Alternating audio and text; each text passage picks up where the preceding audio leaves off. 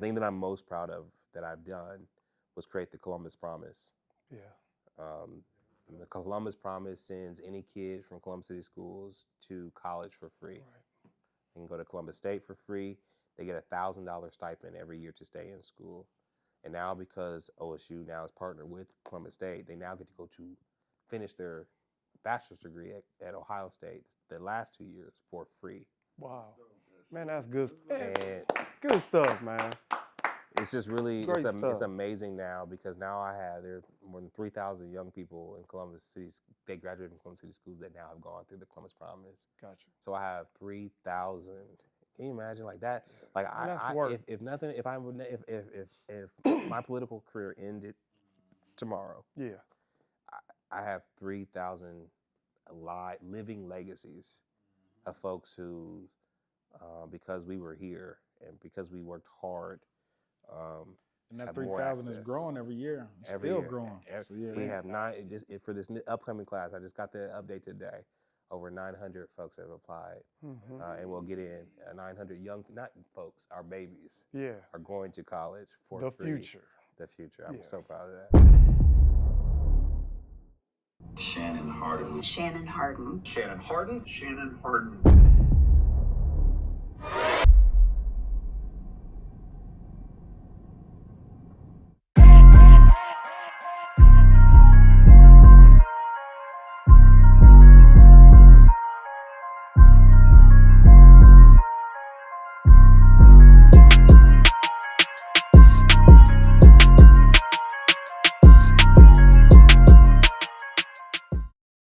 Welcome back to Just the Barbershop. I'm your host, Big John, and we're here today with a very, very, very, very special guest today. But first, before we get into that, I want to introduce the regular crew. We got Dre Rad over here to my left. Razor Rat in the building. And we got L Dog. Sean got him over here. Hey. Hey. So listen, y'all. Today, man, I think we really been blessed to be with this gentleman. This guy is a leader of the community.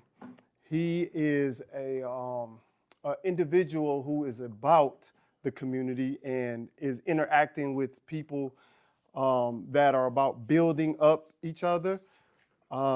He has a vision for the city of Columbus, Ohio, and you know what? We don't even have to get into all that. I want to introduce the great president of City Council, Shannon Hardin. Yes, sir. Welcome. Oh my goodness! It is an honor. It is a privilege to be back in community with each one of you brothers. It's neat to do this, have this conversation. That is recorded that we kind of probably have every Friday at 3 p.m. in the same space. Anyways, if folks don't know this, I always say that my 3 o'clock barbershop visit on every Friday is my mental health hour. And so on behalf of me and my family, my ability to do my job, just thank you all for providing this space every week for me to come in here and to be rejuvenated. And so I'm excited to be here tonight. Oh man, we appreciate you, man. Definitely We thank excited you. to have you here today. Definitely a blessing. And we understand you had to wear a hat today because Eb didn't get you together. Every time my barber Eb sees me on TV, she texts me you could have come in and got an edge up. I'm like, girl, Right. I know she would have got you together. She would have got me together, but I definitely expected to see you today. But shout out to Eb. Oh my gosh. I thought I was going to see you today. I ain't gonna lie. I didn't Eb, think I was going to shots fired. She gonna get us too. Yeah, man. So look, y'all, everybody in the Columbus area knows you as president of City Council, Shannon Hardin. All right? Yeah. Who is Shannon Hardin before the title? Man, I hope it's not just before the title. I hope it's with the title. I am, first and foremost, I'm a kid of Southfield. There's no other place or, I think that we all have, when you think of home or when you think of safety, when you think of responsibility, when you think of all this, the feels, we all have that neighborhood, that neighbor, that street That community, for me, that's Southfield. My mom was, her name is Kenitha. She was the front desk clerk at City Council when I was born.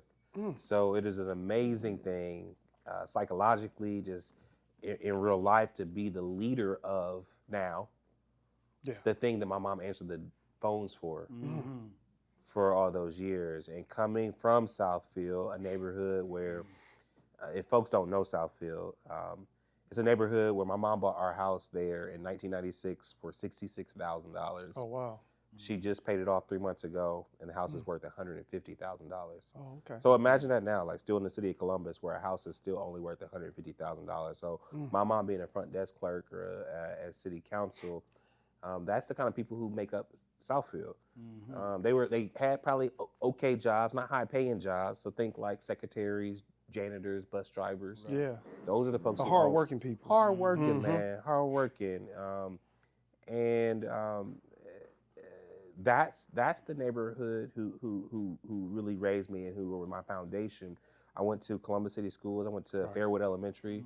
I went to Columbus Afrocentric. Yep. Yeah, Columbus is so small that even when you grow up here, there are so many levels of connection to everybody. Right. Yeah. And then I graduated from Columbus Alternative High School, COS, on the north side. Gotcha. Yeah. And so for me, well before I had a title, I was a kid trying to find my way in a city that, it's interesting because I thought Columbus was a black city all of my life. I really did. Why did you think that? Because I grew up in Southfield, was majority black. Right. Majority black, okay. I went to Fairwood and then Afrocentric, which was all black. Straight hood, huh? Are we going hood? Right, Tenant family, yeah. Say it got some hood over there. COS was mixed, but I thought that was an anomaly. I thought that was different. And then I went away to Morehouse College, a historically black college. Right. And I want to talk about Morehouse. Yeah, so it wasn't until I got back home after I had graduated and got into like the professional world, I'm like, oh shoot, this is not a black city. There's some other people here There's too, some other right? folks here, and so it's really amazing how your upbringing and how your circle kind of can shape your view of this city. And it's just been amazing to see.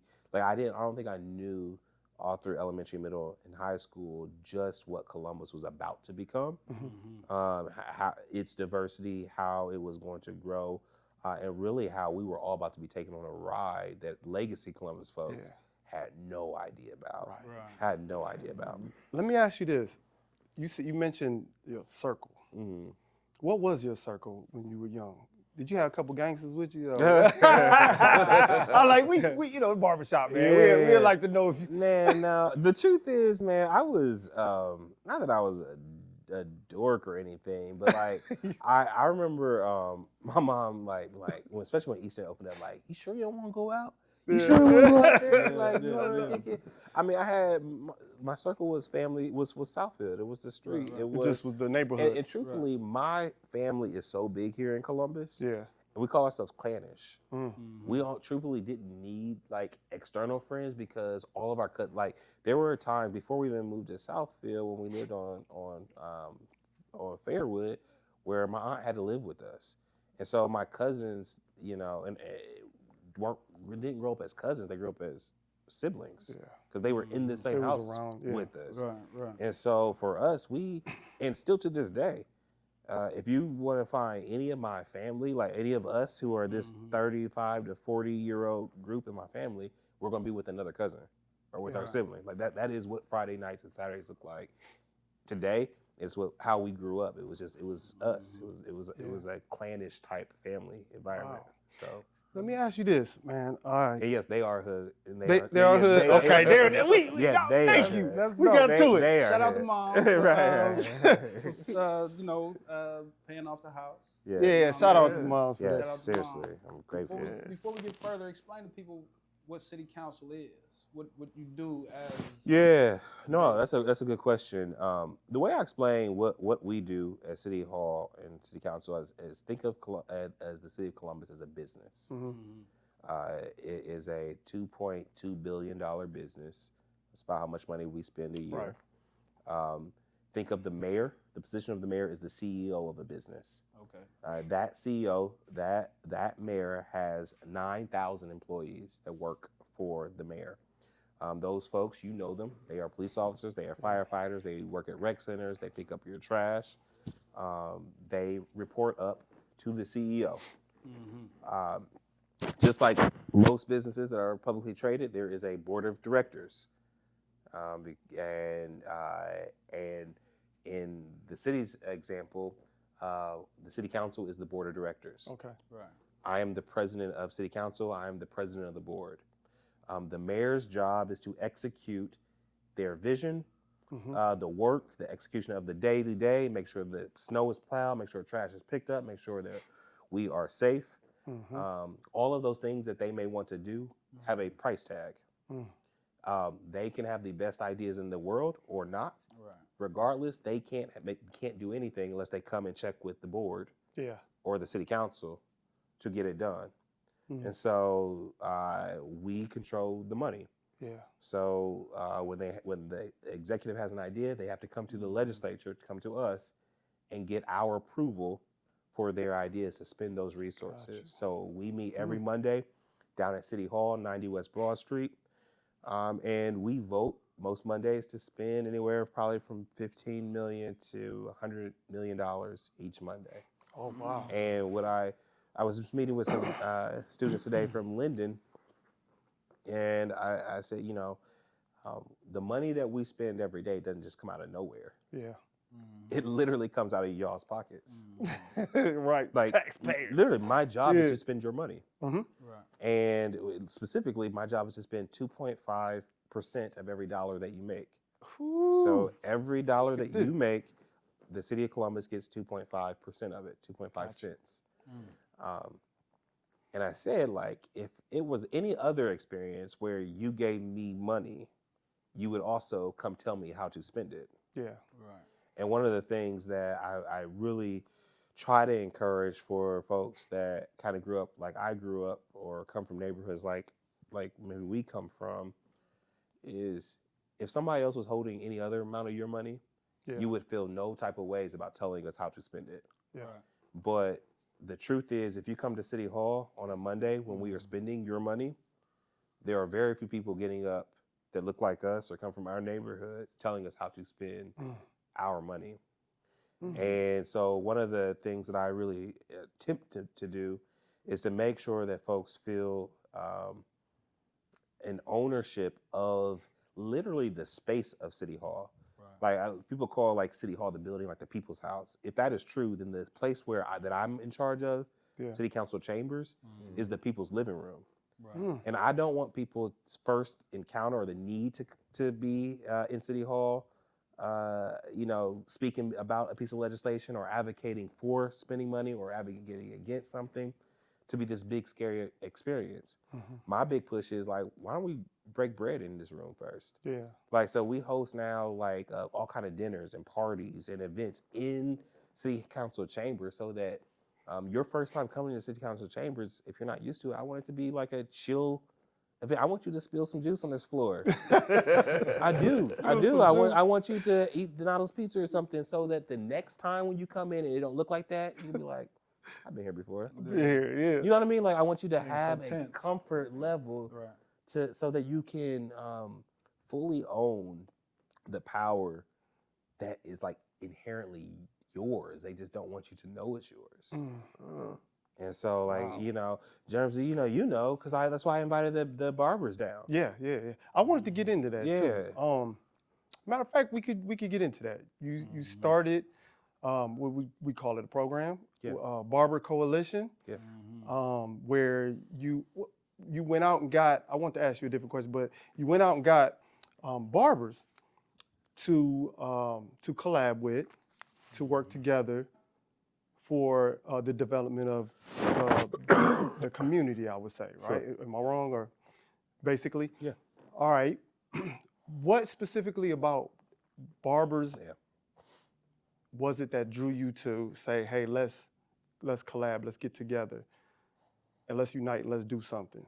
Yeah. What was it about barbers and barbershops specific? I mean, it's personal to me because, like I started off, the hour that people spend, especially men, if we want to be specific to um, our community, the hour that Black men spend every week or every 2 weeks sitting in these type of chairs, they're more than just about aesthetics.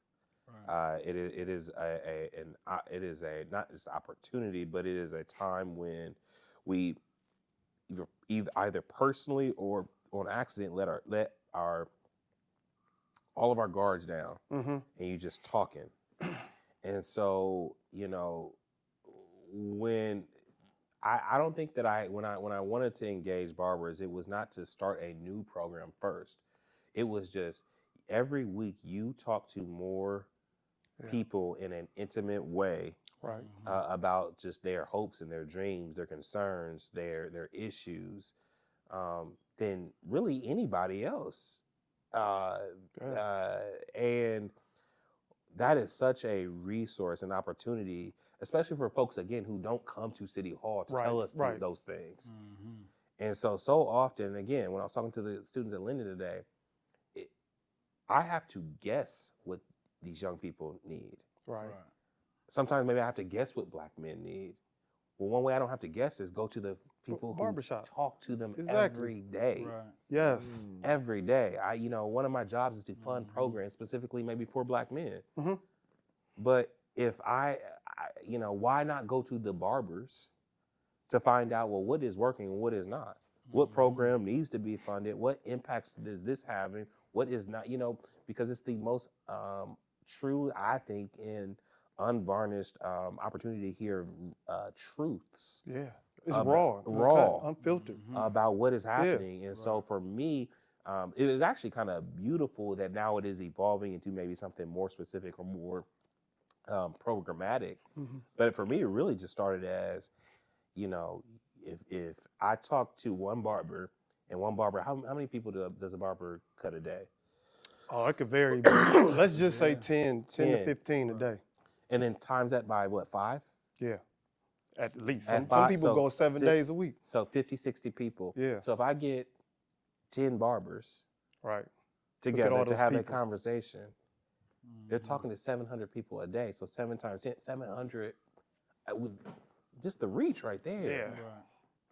It's just amazing. It is amazing. And we talk about this all the time in the barbershop about our impact on the individuals that come in and out of this door. I hope y'all know the impact you're having. Yeah, we do. For sure. We do. We don't take it for granted. I hope you know. I mean, at least in this shop, specifically. Shout out, Jerm. We make it a point. And I know you've been around for a long time, and coming into the shop. Yeah. And we really work hard to try to really be a positive, positive male figures in this community and build people up when they come in and out of here. We deal with kids, we deal with parents, we deal with a lot of stuff. So is the barbershops going to take the place of the typical, I guess the traditional institutions that city leadership would collab with? It's a very good question. I've literally never thought about it like that. And why I think that's such a provocative question is, and I don't think that it should take the place, but I think that it could be as impactful as the Black church used to be. There we go. In the 60s and 70s and maybe 80s.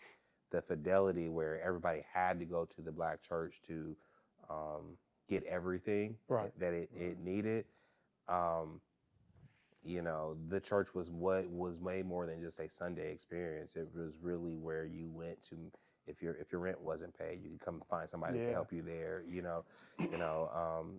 was you need somebody to babysit the baby. Like, it was all of those things. I think the barbershop it has probably evolved now as just as, at least as impactful, as a convening of a place, at least for Black folks, actual Black folks who live in neighborhoods, as the church is or was for sure, and that's almost a hell of a statement. Like I'm just thinking about it out loud as I'm saying it. But I do think that when you think about who is stepping up, who has their hands physically on the whole breadth of the Black experience right now, from our young kids who coming in. I mean, it was 3 weeks ago when kids came in here trying to sell, some candy bars, trying to hustle, to hustle, all the way to the business leaders, to Black business leaders. Now it is the Black Barbershop that is that place. And I'm glad that you understand as barbers what an awesome responsibility that is. That is sitting at sitting in your seats. Like you are holding a whole community together right now. And it would be wild for us not to look to the barbershop, not for opportunities for outreach, but for guidance. I came to you so you can guide me as a political leader. You can help shape policy because you have access to the most valuable thing, which is you have the ear of these people, so you can literally deliver a message. But you have you have an ear too to hear from so many of our people in an unvarnished way about what the needs are. Like this is the barbershop is critical now. It's just critical. I got a question. We do hear a lot of stuff here in the barbershop, and one of the things is about parenting. And I understand that you're a father, right? And one of the things that we hear in here a lot is that fathers struggle with the mother to parent the kid, right? Because legally in Ohio, when the child is born, if you're not married, the child automatically goes to the mother, right? And all the rights, I would say. And we hear a lot of frustrated fathers. Several of us barbers actually had to go in and out of those court buildings to fight for rights for our kids, to the right to parent our kids. To have those rights and to have visitation, to have somewhat of a say. It gets frustrating. It gets defeating at times for a lot of the fathers that come in here and express themselves about the struggles that they're having. So I guess my question is, like, how do we fix, I guess that may be too strong of a word, but fix that dynamic where we can co-parent with a mother and a father, where a father can impact that kid's life and have a say equally or, as close as possible, but without bashing the mom. We don't want to do that, make it look like she's wrong. But this is a struggle for Black fathers specifically. No, I think you're right, and I think one of the first things, or maybe the biggest thing that actually is not a policy thing, but I think it has impact on policy. It's just the stereotypes of the Black father in general. What policy is responding to is a stereotype that the Black man is not going to be there anyways.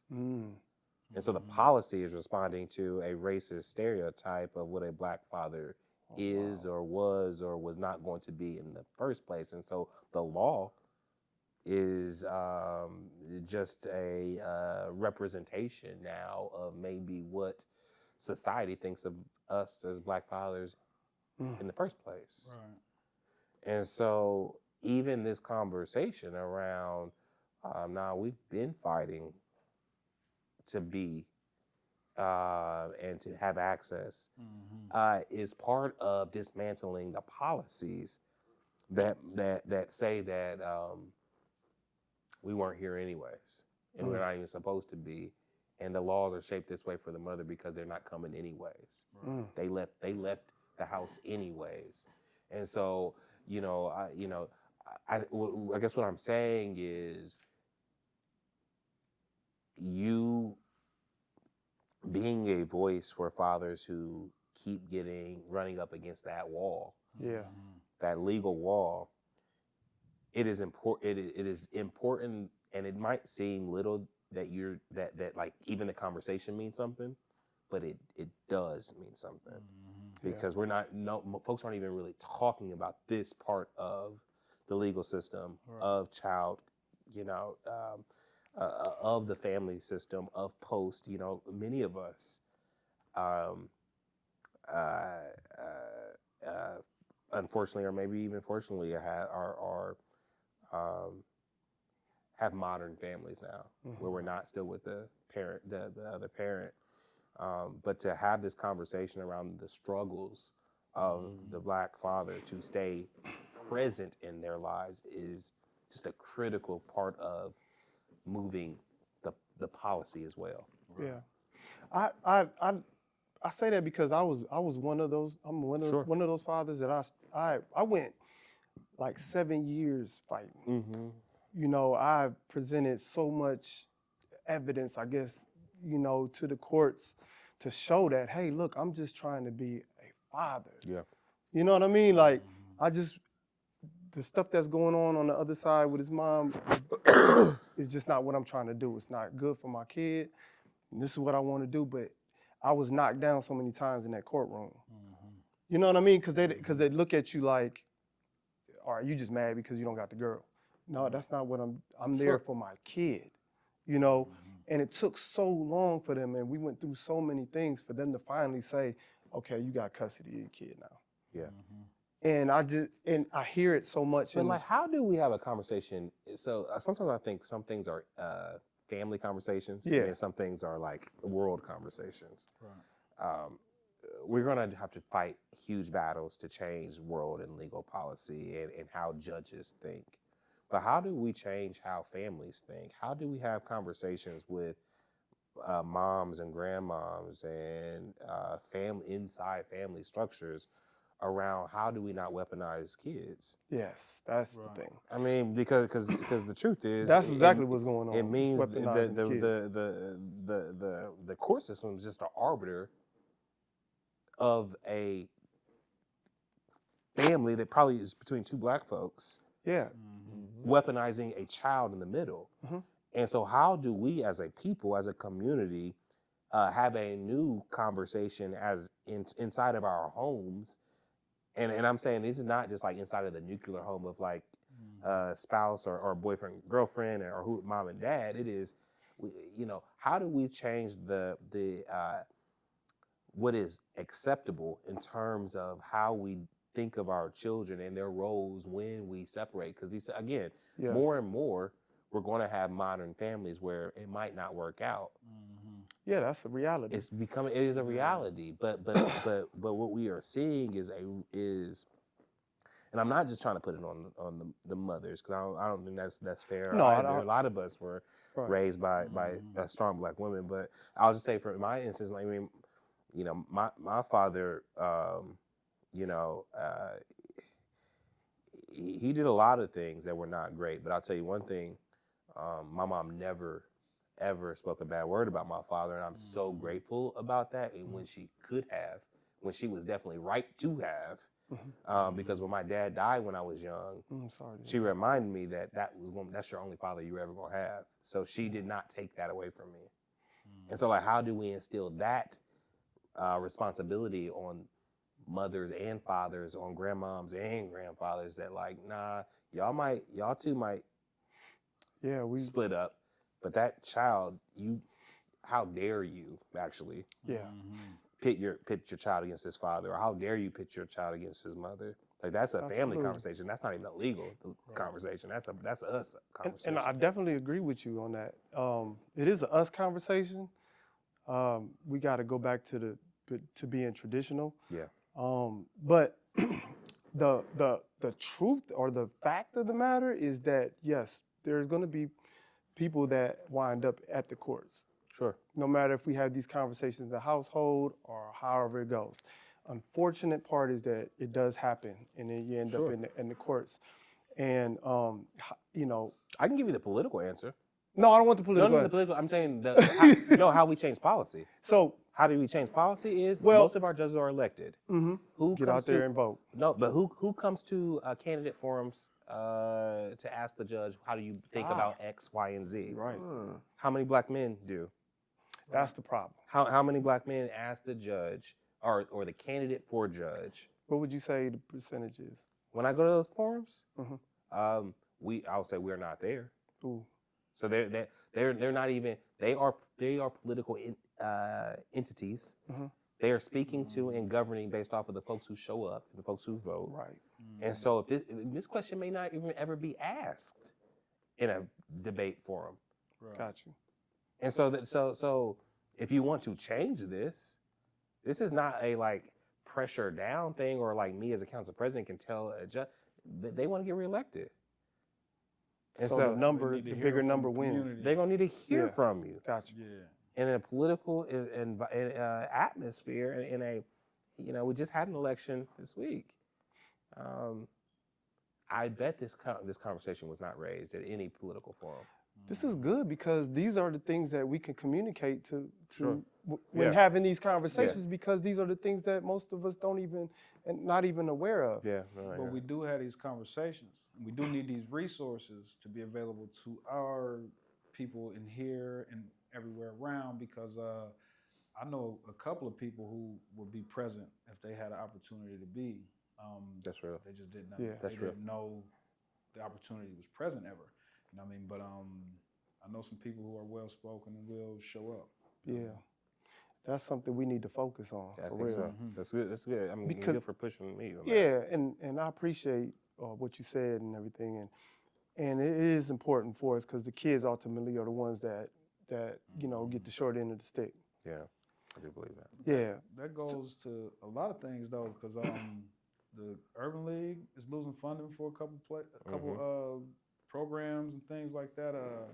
A lot of stuff. They had a program for fathers, and I don't think they have one now. Yeah. So Mr. Dodley, shout out to Mr. Dodley, who was in the Father Dr. Father Dodley, program. yes, for sure. He's not at the Urban League anymore. I mean, he's somewhere else. When you call up to the Urban League to get to the fatherhood program, and they don't have that department anymore. So it's one of the things where the resources might not be as readily available for people as we think they are.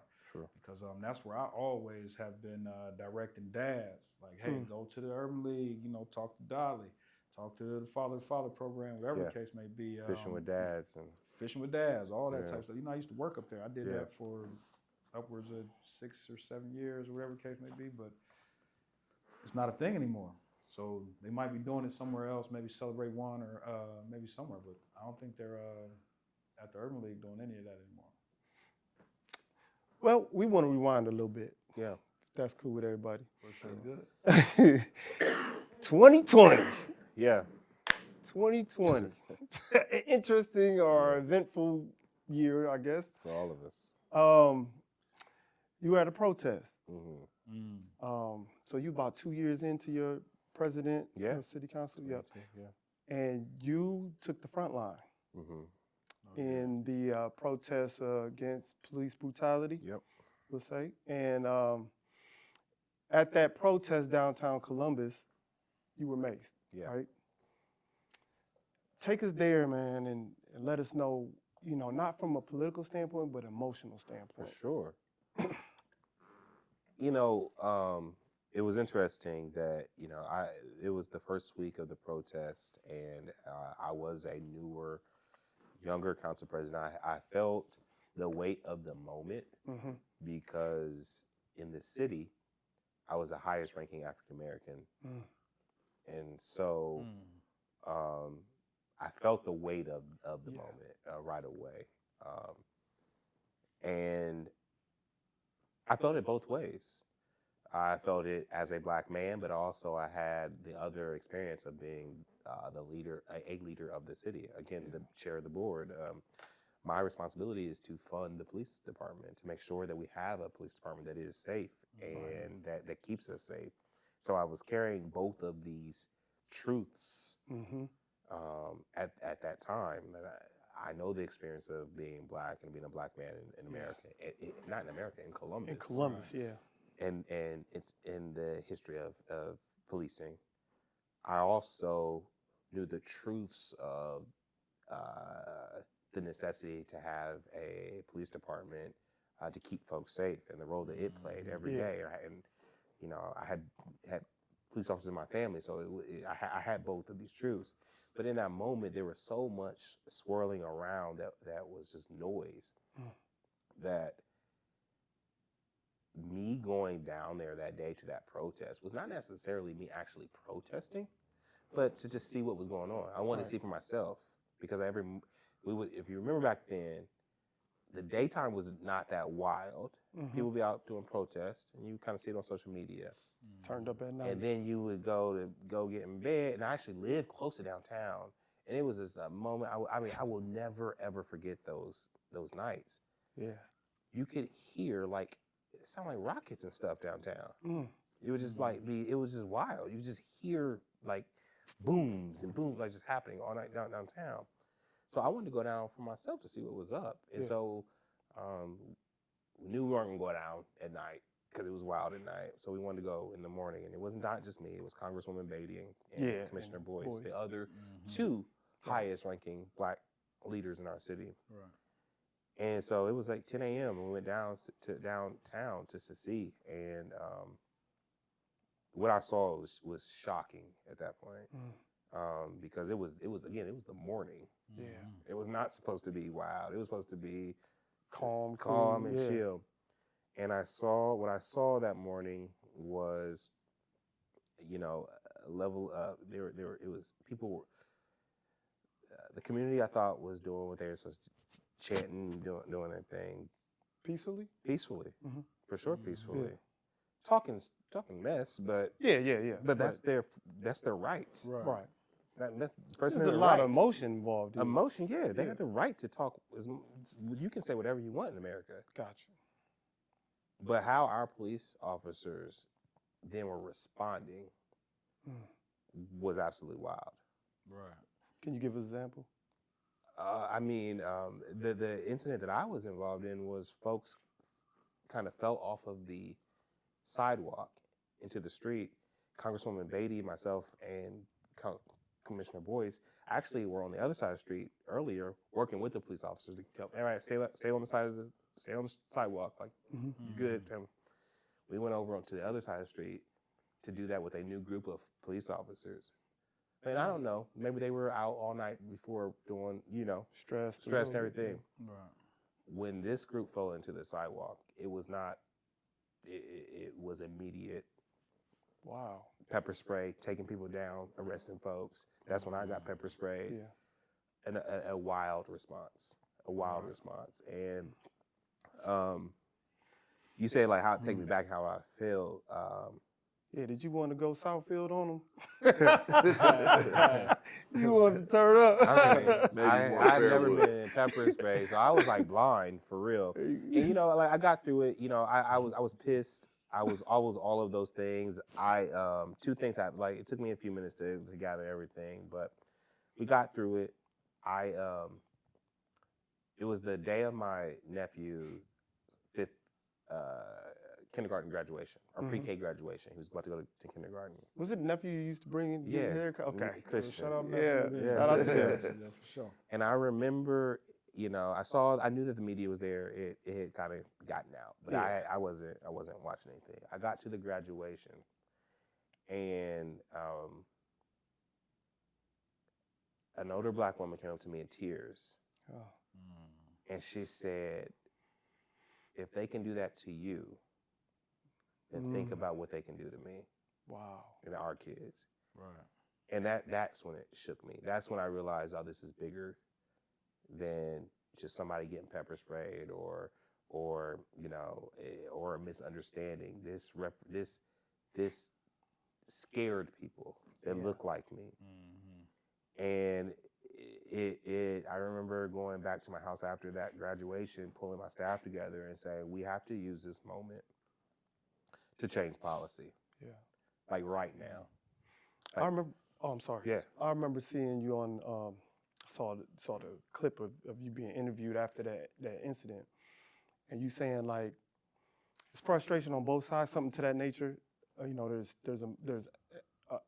emotion on both sides, right? Mm-hmm. But how do we bring people together to sit at the table Yeah. and work this out?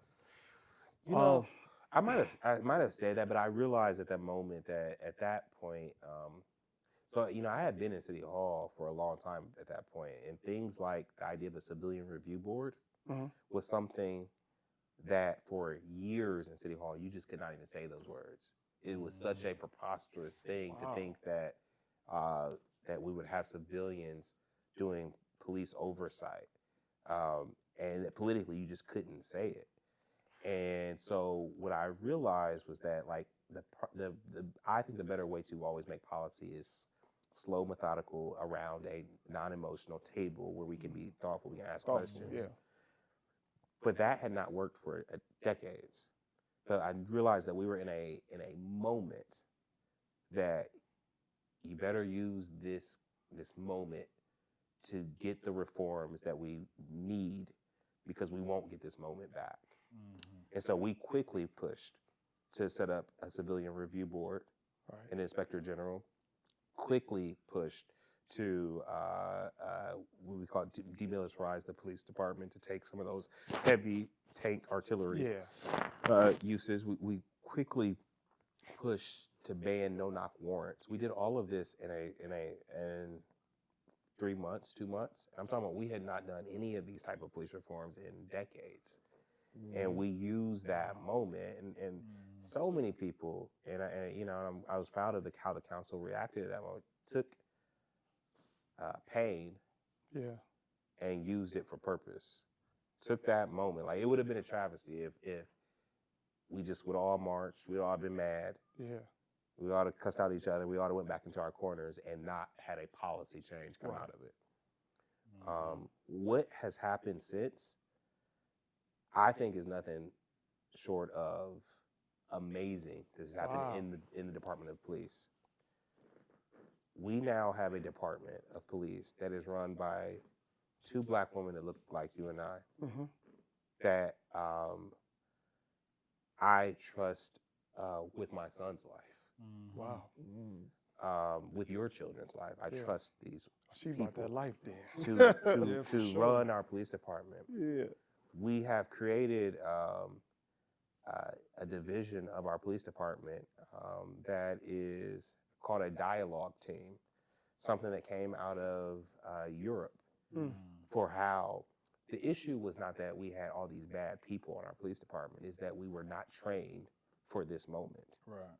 Wow. We sent folks to Europe to learn how you de-escalate, not with not with dogs and bikes and horses and pepper spray, Right. but with conversation. Yeah. Right.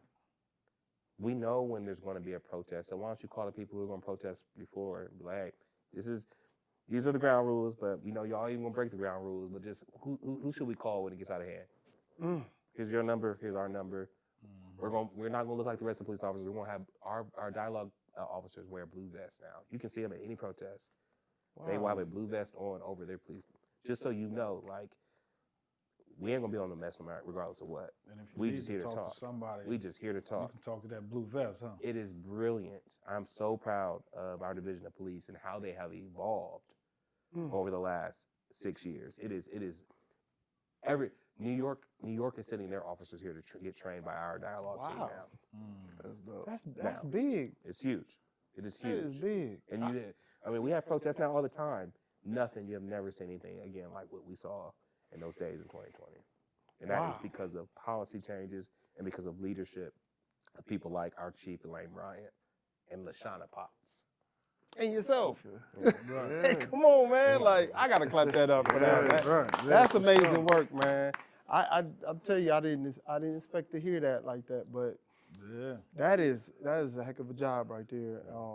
And hopefully that spreads throughout the country. Yeah.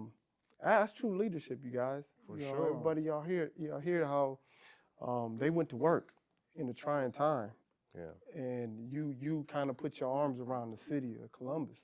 Well, the people gave us the space to do that. Mm. If it were not for those protests, if it were not for that moment that we all experienced, we would not have had the political space to do that. Mm-hmm. And so we were all a part of that moment, and we were able to move and get better. Man. Not that we're done, Right. not that we are perfect by any means at all, but we took some huge steps in the right direction during that time. So Columbus isn't going in the right direction. We were definitely going in the right direction. So I let's kind of break it up a little bit, if you don't mind. On a lighter note. Yeah. Yes. Like, Larry, this is where you Let's jump do in. it. On a lighter note. Mm-hmm. We had you in here one time, probably 2021, maybe something like that. You played a little game in here with us. Oh man. The hot chip yes. challenge. Oh my God. Oh yes. That is The wild. hot video chip You know challenge. what? That You is got the video to wild. that? Is Oh, we wild. got you on video, Who brother. gave me that chip? Was it? Who had the It was chip? Larry, actually. That was Larry wild. had the You know chip. what? I'm going to be honest. First and foremost, I apologize. Yeah. However, it was a fun time in the shop, and you were the second person to actually do Eat the the chip. hot chip challenge, Yeah. and you were like, "Yeah, let's do it." Yeah. Like most, I was all people- in. Yeah, and That was a bad decision. Everybody thinks they can do it though. Why? Everybody who's done it regretted afterwards, except Yeah. for one person. I don't think Twomsky Twomsky don't care. ain't say Nah. nothing You know who afterwards. Twomsky is. Yeah. He come in all the time. Yeah, no. Say, man, what was you thinking when you said, okay, I'm going to do this hot chip challenge? You eat spicy, right? What You eat I spicy mean, food? yeah, what impresses me about myself, not even impresses, I like spice. Not even like spice. I think that food should have pushback. So I don't believe in eating almost anything. Anything you put salt on, for me, I have to put Okay. hot sauce on. I make my own hot sauce.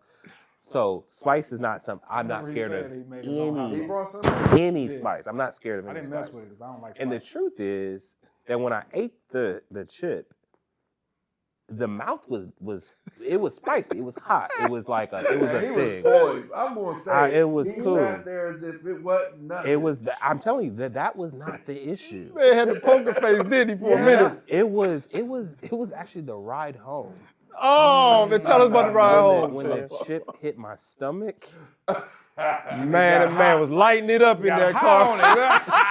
He said, "Hold on, what You is didn't this? have to stop at Speedway, Oh. did you? What is this?" I was on the freeway. Racing. And all I could think about was like, yeah, I don't think I'm gonna make it. I don't think I'm gonna make it. Oh man. Yeah, I didn't think I had the bottom of my stomach anymore. That stuff, it was dangerous. I feel like I've never felt that. It went all the way. It was bad. man. Oh, man. I was rushing to get to a bathroom. You didn't stop at Speedway or nothing like No, that, did you? Okay. I mean, You made it to the I'm crib. telling you, like aches and pains. If Like, he I'm was trying at to the Speedway, we'd have seen him on TMZ. I forgot about that. That was terrible. That was terrible. Man, did you? Yeah, don't do it. Don't do it. I don't even think they do the chip anymore. I don't think they make it anymore. Because probably for liability reasons. No, I think that it was because the kids were going so crazy over it, and so it was like. and it's not It hurt. really- He it's hurt now not thinking really- about it. People Yeah, didn't it's know what hurting they my was stomach dealing even with. thinking Yeah, There's about a it. lot of people who didn't know what they was dealing with. You know what I mean? You got those people who thought, That's oh, yeah, crazy. I eat chips One and I chip. eat spice. One One chip. chip. Shit. Chip That was terrible. Man. Terrible. Never again. Never again. Again, Never but you again. know you participated in it, man, and we I had a did- blast. did like a Shout out to champ. Marconi. Shout out to Yeah. Twomsky. There's only 3 people who've done it. You, You were yeah. the second one. And then the one thing that I thought was cool about it was, and you didn't even say it, we collected a pot and was like, once you take the chip, it's yours. And you were like, I can't take your I money. don't want that. Yeah. I I want can't that. do it. I can't We take gave your it. That was money. when Man, the pot solid. was big. That was big money. Yeah, in that was big pot. money. And we was That like, was- hey, here, Shan, take the heat. Yeah, that was- I don't I want would that. tell you, if I would have crapped my pants, I would have came back and took that money. I definitely would have come back and bought me some new pants. Oh man! I say that. I forgot about that too.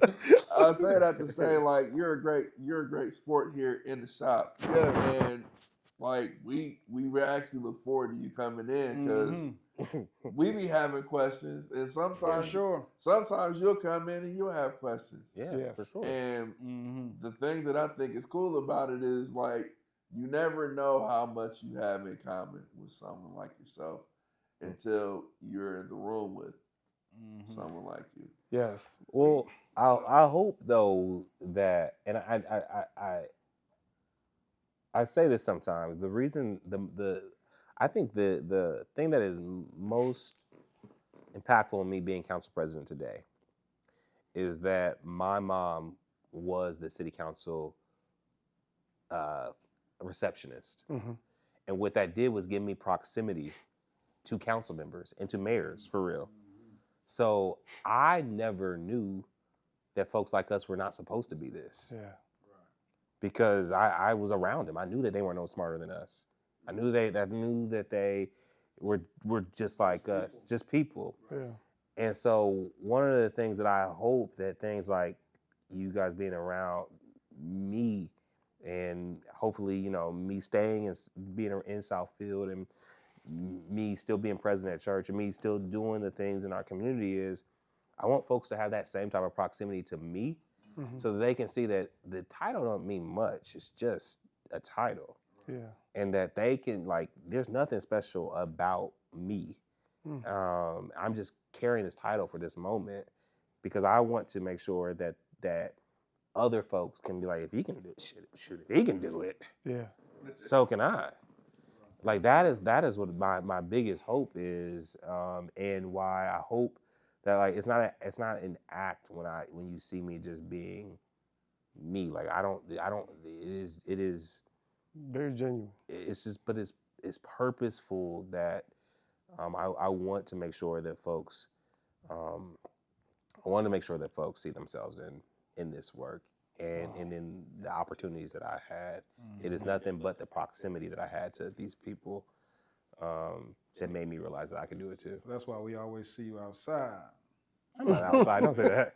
Well, no, I ain't said outside. You know what I mean? That's a statement that they're using these days. Yeah, You are always outside, that with means the people. You out there, yeah. Out at the functions. Sure. I try. I mean, I try to be out there. I try to be present. I try to be where we are.